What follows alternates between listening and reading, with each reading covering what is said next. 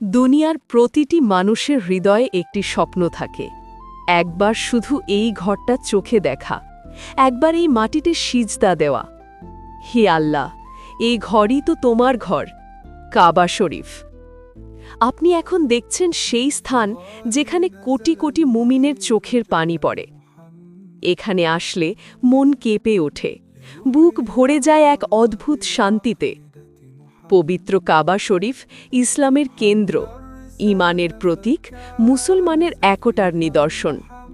পৃথিবীর পূর্ব থেকে পশ্চিম পর্যন্ত কোটি কোটি মানুষ প্রতিদিন এই ঘরের দিকেই মুখ করে নামাজ পড়ে। এই ঘরকে ঘিরে মানুষ তাওয়াফ করছে, কেউ দোয়া করছে, কেউ কাঁদছে, কেউ নীরবে তাকিয়ে আছে।